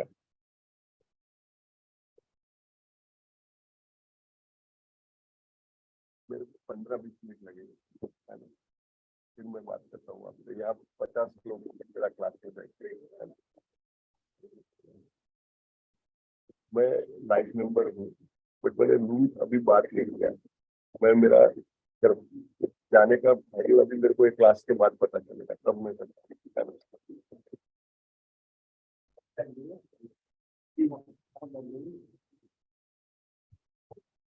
हरे कृष्णा. સો અહીંયા આગળ જે કંઈ પણ આ ફોટા તમને દેખાય છે એ ભગવાનના ધામના ફોટા છે અને આ ભગવાનના ધામના જે ફોટા છે એનાથી આપણને જાણવા મળે છે કે ત્યાંના જે લોકો છે એ કેટલા બધા આનંદમાં છે. એ જે છે એ ભગવાનને કેટલું બધું ચાહે છે અને એના કારણે એમને કેટલો બધો આનંદ મળે છે. Right, this is amazing photographs. Actually પ્રભુપાદે એમના શિષ્યો પાસે આ બધા ફોટોગ્રાફ એટલા માટે બનાવડાયા કે ઇનફેક્ટ પહેલી વાત તો એ કે ભક્તો જ્યારે ફોટોગ્રાફ બનાવે છે ત્યારે એમાં એમનો પ્રેમ જોડાય છે. તો that way those photographs are different than normal photographs. બરાબર, નોર્મલ ફોટોગ્રાફ્સ જે હોય છે એ નોર્મલ ફોટોગ્રાફ્સમાં એટલો પ્રેમ કે એટલી કહેવાય કે ભક્તિ જે છે એ દેખાતી હોતી નથી. બરાબર, સો એ છે. અને બીજું પ્રભુપાદે એ બધી લીલાઓ સિલેક્ટ કરી છે કે જે લીલાઓ એવી છે કે જેના અંદર ભગવાનના ધામમાં કેટલો આનંદ, કેટલો ઉત્સાહ અને કેટલો પ્રેમ છે એ ખબર પડે છે. ઓકે, સો અદ્ભુત છે. અને ભગવાન કહે છે આગળ આપણા બધાની પરિસ્થિતિ વિશે કહે છે. કોઈ એમ કે ઠીક છે તમારું ધામ બહુ સારું છે, સમજ્યા અમે તો, બરાબર, પણ અમારે શું કામ ત્યાં આગળ આવવું? કોઈ એમ કે નહીં ભાઈ અમને તો અહીંયા જ મજા છે. અમને તો ભલે તમે હજારો વાર જન્મ લેવડાવો તો કઈ વાંધો નથી, અમારે તો અહીંયા જ ટકી રહેવું છે. તો ભગવાન એની ઉપર આ શ્લોક કહે છે, મમૈવાંસો જીવ લોકે જીવભૂત સનાતન મન ષષ્ઠાન ઇન્દ્રિયાણી પ્રકૃતિ સ્થાની કર્ષતી. This is very important. Krishna સિક્વન્સમાં કહે છે. જુઓ, પહેલા એમ કીધું મારું ધામ આટલું સરસ છે. કોઈ કહે કે તમારું ધામ સરસ છે ભગવાન, પણ મારે નથી આવવું. તો ભગવાન કહે છે ભાઈ તારે નથી આવું, દેટ મીન્સ કે તને અજ્ઞાન છે, માટે તારે નથી આવું. બાકી અહીંયા તમે મારા અંશ છો અને સનાતન છો મારા અંશ હોવાને કારણે. કારણ કે લોકોને મોટે ભાગે જે લોકો થોડુંક પણ આધ્યાત્મિક રીતે વાંચ્યું, સાંભળ્યું અને ચિંતન ના કર્યું હોય, એમને મોટે ભાગે એવું હોય છે કે આ જિંદગી પૂરી થયા પછી શું છે એ ખબર નથી, ટોટલી ડાર્કનેસ છે અને કદાચ ફરીથી જન્મ ના પણ મળે, અથવા તો આ એક જ લાઈફ છે, બીજી કોઈ લાઈફ નથી, તો એ બધા અટવાતા જાય. એટલે ભગવાન કહે છે કે તમે મારા અંશ છો અને મારા અંશ હોવાને કારણે હું જેમ શાશ્વત છું ને એમ તમે શાશ્વત છો. એટલે વારે વારે જન્મવું પડશે જો તમે અહીંથી છૂટવાનો પ્રયત્ન નહીં કરો તો. Right, that is number 1. અને બીજું એવું કહે છે કે જન્મવાથી પૂરતું નથી. કોઈ કહે કે વાંધો નથી, પણ ભગવાન કહે છે ભાઈ કર્ષતી, જે 6 ઇન્દ્રિયો જે છે એ 6 ઇન્દ્રિયો અને એટલે 5 ઇન્દ્રિયો અને મન એ બધું ભેગું થઈ અને અહીંયા આગળ તમને ખૂબ દુઃખ આપી રહ્યું છે. પ્લીઝ રિયલાઇઝ કરો. ઘણી વાર નાનો છોકરું હોય એને ખબર ના હોય કે એને શું તકલીફ છે. એ જે છે એને પેટમાં દુખાતું હોય અથવા તો ઘણી વાર જે છે એને કાંટો વાગ્યો હોય સમજો પગમાં, છતાં એ દોડ્યા કરે અને કાંટો વધારે ને વધારે અંદર એને પેન કર્યા કરે. મા બાપ હોય તો સમજે કે બેટા બેસ તું, હું તને કાંટો કાઢી આપું. રાઈટ, તેમ તને શાંતિ થશે. ભગવાન એવી રીતે કહે છે ભાઈ તને કાંટો વાગેલો છે. મન અને 6 ઇન્દ્રિયો સાથે આ પ્રકૃતિ જે છે તને બહુ જ કરશોથી બહુ તકલીફ આપશે. તું એ કાંટો કાઢી અને જેને કહેવાય ને કે સાજો થઈ જાય તો તને ખૂબ આનંદ થશે. એટલે આપણને ભગવાન સાજા થવાનું કહે છે આ શ્લોકો. અને કેવું સરસ અહીંયા આગળ સેમ ઉદાહરણ છે ગજેન્દ્ર વાળું. ઓકે, તો દેન ભગવાન કહે છે કે અને હજી પણ વિશ્વાસ ના આવે કોઈને કે અમે સનાતન કેવી રીતે છીએ. અમે તો સનાતન નથી. જો આજથી દાખલા તરીકે સમજો કે કોઈ કે મારી ઉંમર 50 વર્ષની છે, બરાબર, તો કે 50 વર્ષ પહેલા તો હું હતો નહીં, હા, અને હું 100 વર્ષ તો જીવવાનો નથી. કદાચ જીવું તો 100 જીવું તો 50 વર્ષ પછી પણ હું નહીં હોઉં એવું કોઈ કે. તો ભગવાન કહે છે કે જેવી રીતે પવન સુગંધને એક સ્થળેથી બીજા સ્થળે લઈ જાય ને, એમ આ જગતમાં એક શરીરમાંથી બીજા શરીરમાં જે આત્મા જે છે એ ટ્રાન્સમાઇગ્રેટ થાય છે, સ્થળાંતર થાય છે આત્માનું. ભગવાન બહુ જ ક્લિયરલી કહે છે કે કોઈ છુટકારો નથી. It has to happen. તમે માનો કે નહીં માનો કે આ તમે શાશ્વત છો કે નહીં, પણ તમારે એક ખોળિયામાંથી બીજા ખોળિયામાં જવું જ પડશે. ઉત્ક્રામંતમ સ્થિતમ વાપી ભુજાનમ વા ગુણાન્વિતમ વિમુઢા નાનું પશ્યંતિ જ્ઞાન ચક્ષુષ. અને પછી છતાંય કોઈ કે આટલું બધું ભગવાન સમજાવે છે છતાંય ના સમજે તો ભગવાન શું કહે છે કે તમે મૂઢ છો, મૂર્ખ છો. તમને ખબર નથી કે તમારે એક શરીર છોડીને બીજું શરીર લેવું પડે છે અને એનું કારણ પ્રકૃતિના ગુણોનો પ્રભાવ છે. એ તમે સમજી નથી શકતા. કાલે આપણે ગઈકાલે નહીં પરમ દિવસે આપણે સત્વ રજસ તમસ જોયું હતું. જે પ્રકારના ગુણમાં વ્યક્તિનું મૃત્યુ થાય એ પ્રકારનો એને આગળનો જન્મ મળે છે. વાત થઈ હતી ને આપણે, સમજો કે તમો ગુણમાં મૃત્યુ થાય તો ક્યાં જન્મ મળે? સ્વર્ગમાં જન્મ મળે.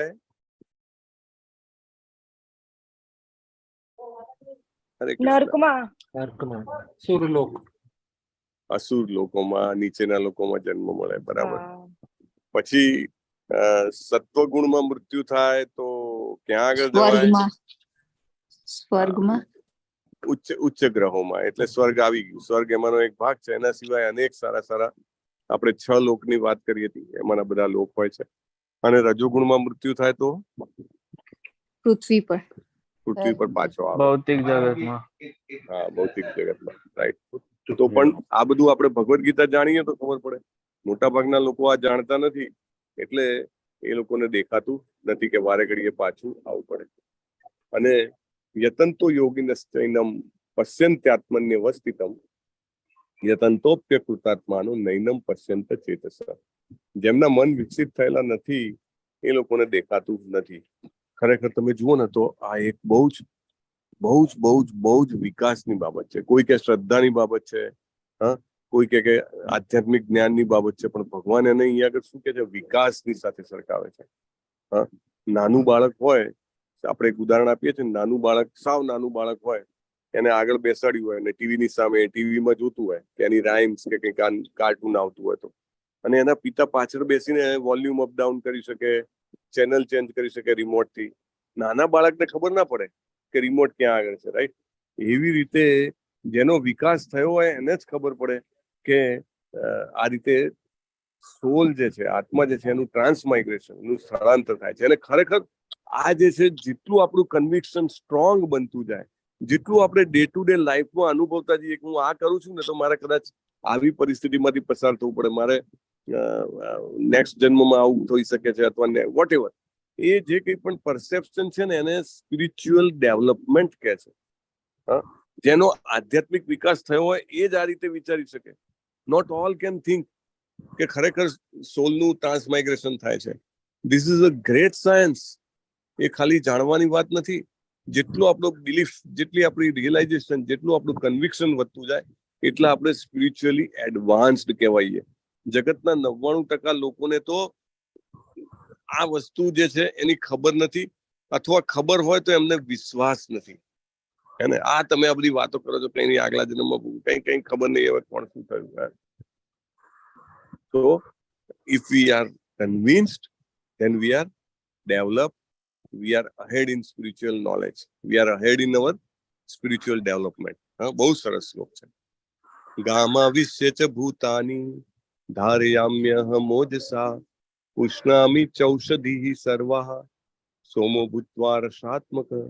ભગવાન શું કે છે કે દરેક ગ્રહ જે છે એમાં હું પ્રવેશ કરું છું.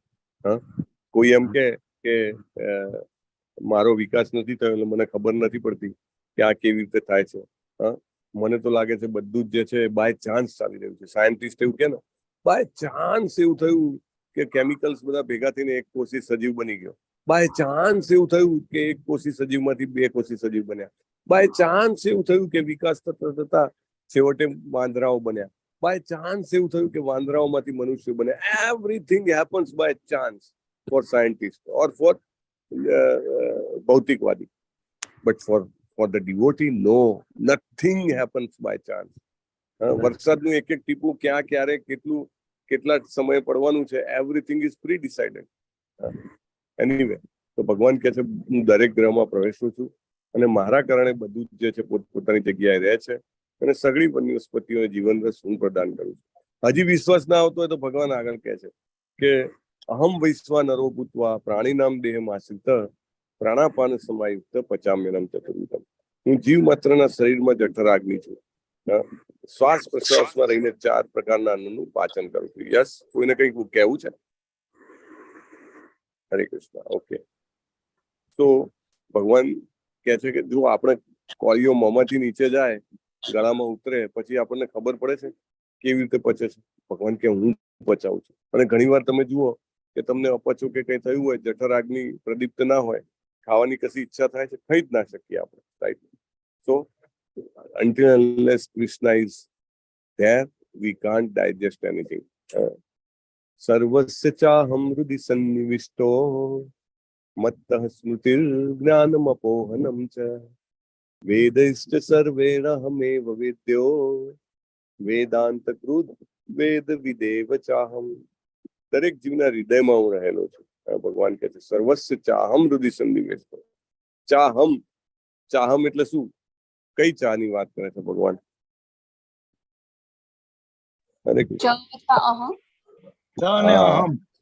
ચ ને હમ, બરાબર.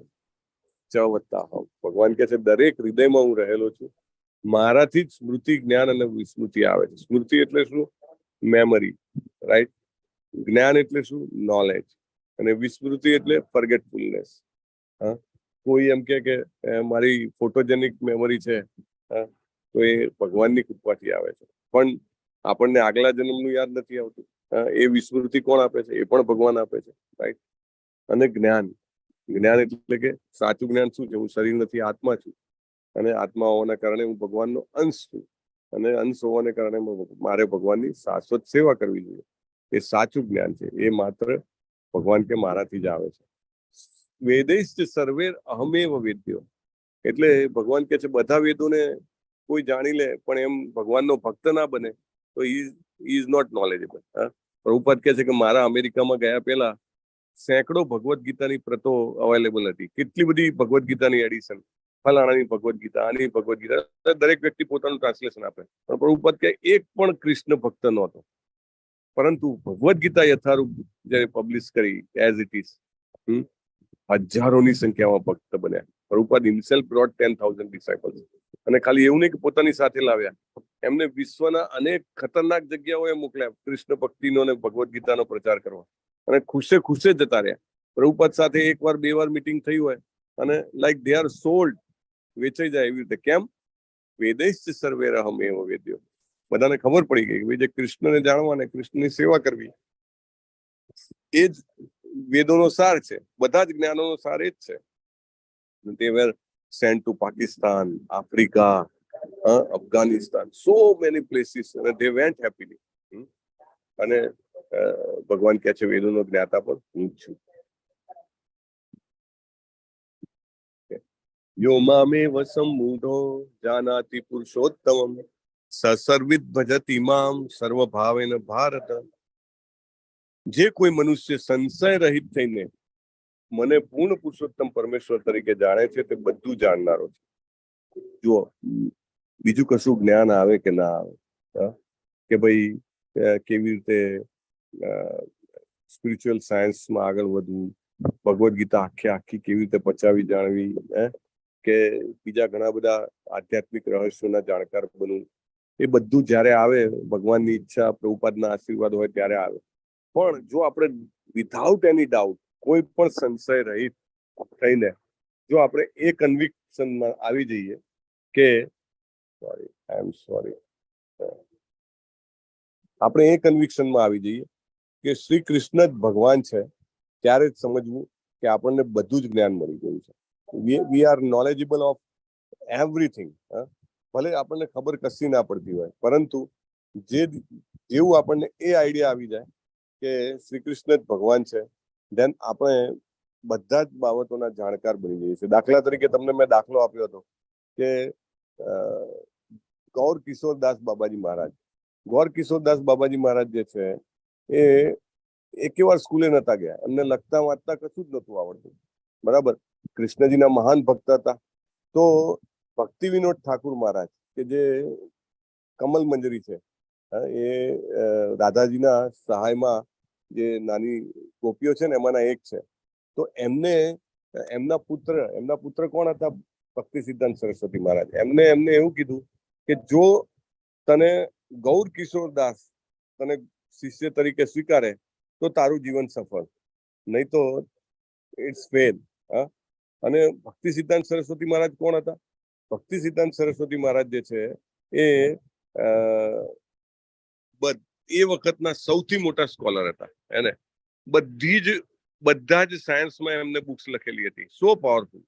પણ ભક્તિ વિનોદ ઠાકુર મહારાજની પારાસીસી શું હતી? એમની મેજરમેન્ટની, જેને કહેવાય ને કે ટેસ્ટ, એમનો ટેસ્ટ શેના ઉપર હતો? એમને કેના ઉપરથી કીધું કે તું ગૌર કિશોરદાસ બાબાજી મહારાજનો શિષ્ય બન? શું કારણ હતું? વાય? હરે કૃષ્ણ. શું કારણ હશે? કારણ કે અહીંયા આગળ લખ્યું છે એમ, ગૌર કિશોરદાસ બાબાજી મહારાજ જે છે એ બિલકુલ ડાઉટ વગર ભગવાન શ્રી કૃષ્ણને પૂર્ણ પુરુષોત્તમ પરમેશ્વર તરીકે જાણતા હતા, હે ને.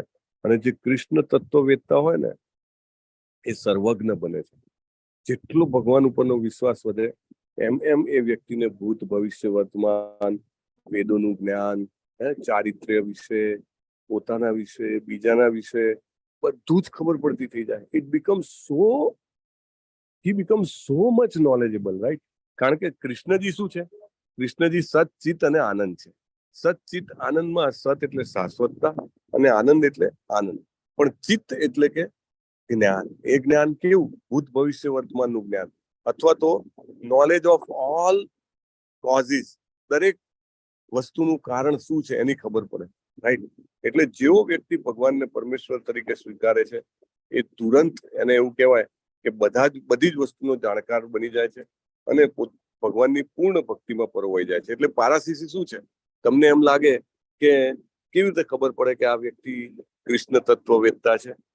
કેવી રીતે ખબર પડે કે આ બધું જ જાણે છે? તો ભગવાન કહે છે કે એની પારાસીસી છે ભગવાનની પૂર્ણ ભક્તિમાં પરોવાયેલો હોય તો. દાખલા તરીકે શ્રીલા પ્રભુપાદ એવું કહેતા હતા કે મેં મારા જીવનની એક પણ ક્ષણ એવી નથી કે જયારે હું કૃષ્ણને ભૂલ્યો હોઉં. રાઈટ. એમને એમના જે શિષ્યો જે બનાવ્યા like his Holiness જયપતાકા Swami Maharaj છે, રાઈટ, અને એની નીચે આખી શૃંખલા જે કંઈ પણ આપણે બની રહી છે, બીજા ઘણા બધા પ્રભુપાદના ડિસાઇપલ્સ, એમના ડિસાઇપલ્સ, રાઈટ. તો પૂર્ણ ભક્તિમાં પરોવાયેલા હોય તો આપણે સમજી શકીએ કે ભાઈ એ કૃષ્ણને બિલીવ કરે છે. Yes, is supreme personality of God હેડ, અને એના કારણે એમને ધીમે ધીમે બીજું બધું જ્ઞાન પણ આવતું જાય છે. સો પ્રોસેસ પણ ભગવાને સમજાવી દીધું. તો આ રીતે ભગવાન કહે છે ઇતિ ગુહ્ય તમામ શાસ્ત્રમ. એકચ્યુઅલી આને સૌથી સિક્રેટમાં સિક્રેટ કહે છે ભગવાન. સૌથી મોટું સિક્રેટ છે કે વ્યક્તિ જે છે એ જ્ઞાની ક્યારે બને છે, અને તમને કેવી રીતે ખબર પડે કે વ્યક્તિ જ્ઞાની બન્યો છે. વ્યક્તિ જ્ઞાની ક્યારે બને છે? જ્યારે સંશય રહિત રીતે ભગવાનને, શ્રી કૃષ્ણજીને પૂર્ણ પુરુષોત્તમ પરમેશ્વર તરીકે સ્વીકારે છે, ત્યારે એ જ્ઞાની બને છે. અને એવો જ્ઞાની વ્યક્તિને આપણે કેવી રીતે ઓળખી શકીએ? તો કે પૂર્ણ રીતે કૃષ્ણ ભક્તિમાં પરોવાયેલો, રાઈટ. અને આ વસ્તુ જે છે એ સૌથી ટોપમોસ્ટ સિક્રેટ છે. કારણ કે લોકો જ્ઞાન માને કેટલું બધું જાત જાતની વ્યાખ્યા કરતા હોય. જ્ઞાન એટલે આ ને જ્ઞાન એટલે પેલું. ના, જ્ઞાન મીન્સ રિયલાઇઝેશન. શું રિયલાઇઝેશન? કન્વિક્શન. શું કન્વિક્શન? કે ના, Krishna is the supreme personality of God head, right. અહીંયા કૃષ્ણજી પોતે એવું કહે છે, મને પૂર્ણ પુરુષોત્તમ તરીકે જાણે છે, એ સાચો જ્ઞાની છે. અને પછી એ શું કરશે? આવું જાણીને ખાલી એવું નહીં કે એ પછી જેમ મન ફાવે એમ વર્તશે. ના, એવું જાણીને ભગવાનની ભક્તિમય સેવામાં પરોવાશે. That is the test. Okay. અને આ જે સર્વાધિક ગુપ્ત ભાગ છે, ભગવાન કે મેં તને કીધો, જે કોઈ મનુષ્ય આને સમજી જાય છે બુદ્ધિમાન થઈ જશે, અને તેના પ્રયાસો સંપૂર્ણ થઈ જશે. આપણે બધા જાત જાતના પ્રયાસો કરીએ છીએ, થોડાક સફળ થાય, થોડાક નિષ્ફળ જાય, કારણ કે આપણને ખબર નથી. બરાબર. જેમ જેમ આપણું આ રિયલાઇઝેશન વધતું જાય તેમ તેમ આપણી બુદ્ધિ શુદ્ધ થતી જાય, અને આપણા એન્ડેવર્સ જે છે એ સંપૂર્ણ થાય. હવે પ્રયાસો સંપૂર્ણ થવું એટલે શું? કંઈક નવું કામ કરવા મળશું અત્યારે જે કરીએ છીએ? ના, જે કરીએ છીએ એ જ કરતા રહેશું. દાખલા તરીકે ગૃહિણી હોય ને ઘરનું કામ કરતી હોય તો એ જ કરતી રહે. કોઈ વ્યક્તિ બિઝનેસ કરતો હોય તો બિઝનેસ કરતો રહે. કોઈ વ્યક્તિ નોકરી કરતો હોય તો નોકરી કરતો રહે. કોઈ ભણતું હોય તો ભણવાનું એનું કન્ટિન્યુ રહે. બટ એ બધું જ જે છે કોઈ ને કોઈ રીતે કૃષ્ણની સેવામાં કરવાનો પ્રયત્ન કરશે. દાખલા તરીકે વિદ્યાર્થી હોય તો કે હું ભણીને જે કંઈ પણ કમાઈશ હું કૃષ્ણની સેવામાં ઉપયોગ કરીશ. રાઈટ. ગૃહિણી તો કે હું ઘર કેમ જાળવું છું, કેમ કામ કરું છું, બીકોઝ આઈ વોન્ટ ટુ સર્વ કૃષ્ણ. કૃષ્ણએ મને આ જવાબદારી આપી છે. This home belongs to Krishna, so I am doing that. એ પ્રમાણે જયારે કરશે તો બધા જ પ્રયાસો સંપૂર્ણ થતા જશે, કારણ કે એ આપણને બાંધશે નહીં, કમ્પ્લીટ થઈ જશે. હે? With that we end it today. Vancha kalpatarubhyascha kripa sindhubhya eva cha patitanam pavanebhyo vaishnavebhyo namo namah. अनंत कोटि वैष्णववृंद की जय. श्रीला प्रभुपाद की जय. भगवद गीता की जय. सदगुरुदेव की जय. हरे कृष्णा हरे कृष्णा कृष्ण कृष्ण हरे हरे हरे राम हरे राम राम राम हरे हरे. हरे कृष्ण प्रभुजी. हरे कृष्णा प्रभुजी. दंडवत प्रणाम. दंडवत प्रणाम. हरे कृष्ण प्रभुजी. हरे कृष्णा. हरे Krishna. So sorry Hare for Krishna प्रभुजी. प्रणाम. Pranam Mataji. It was something surrounding is not controllable. Yes, so Emakshi Mataji, Sudha Mataji, Harshaji, Bhavna Mataji, Dignesh Prabhu, Bharat Kothari Prabhuji, Amrish Prabhu, Binita Mataji, Pramod Patel Prabhuji, Veluba Mata Prabhu, અને બાકી બધા જેમના video off છે તેમનો પણ ખૂબ ખૂબ ધન્યવાદ. If there are any questions, we can take. Otherwise, we can conclude. હરે કૃષ્ણ પ્રભુજી. આજે કોઈના સુદામા સેવા હતું તો આપણે એક વખત એમના માટે પ્રાર્થના કરી શકીએ છીએ, નથી ને?